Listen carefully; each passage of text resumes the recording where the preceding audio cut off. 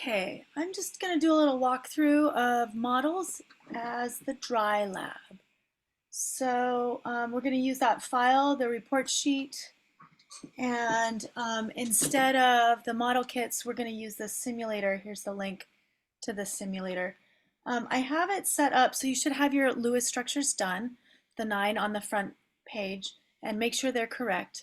And then you're going to pick 4 of those molecules and answer some questions, and then pick some other molecules. So I have it lined up in order here,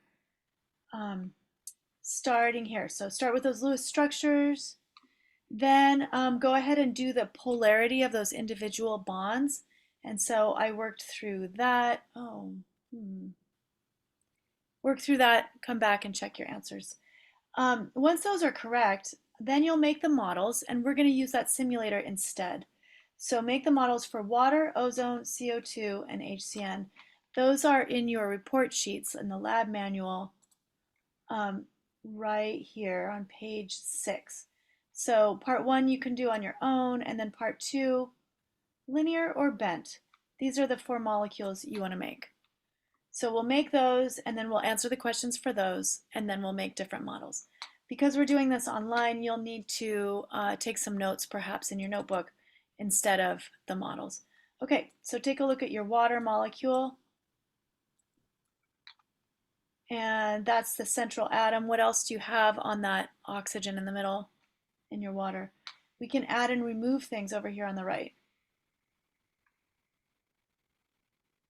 So on that oxygen, I'm going to add 2 lone pairs to match my Lewis structure for water. And then, oh, there's too many. Let me X one of those out. All right, and you can play around and take a look at the shape. This is with the lone pairs showing, but of course we don't really see the lone pairs, so we can just hide those. This is your molecular shape. And we can show that on screen too. Here we go. We can also see the bond angles. They're not perfect. It's just a simulation. But the electron geometry is based off of steric number 4 because of those lone pairs. So it's a base angle of 109.5. Okay, so you'll work through that with those molecules, maybe take some notes, and identify which one's linear. Whoa. And you can answer these questions, sure. I would come back and actually answer the written questions after you've done these ones. But I think let's go back to the instructions. What else?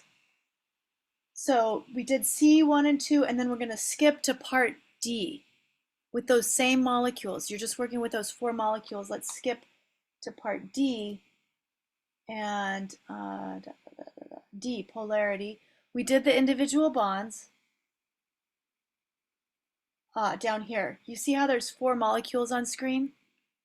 So those are your 4 molecules. Figure out which one goes with which, given that there's an oxygen here. Oh, I can annotate this and everything. So here's an oxygen, and here's a nitrogen.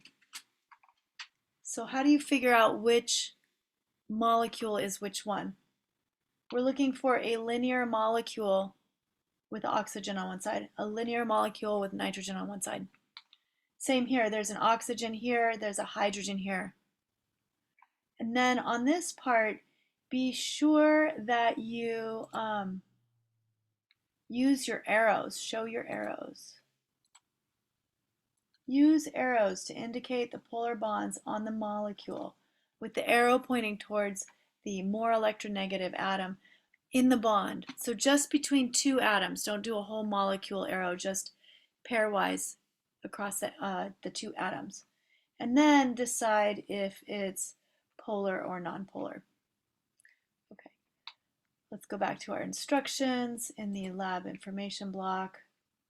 Oh, and I'll erase a couple things. That was part D2. Then make the models for ammonia and CH2O. Then answer questions for part 3. And yeah, so it steps you through the instructions. step by step.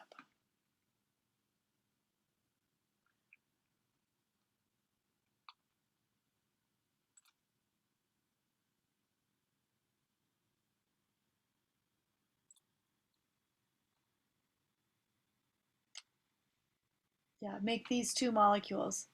These shapes are all from that um, the 9. The first page has these structures on it.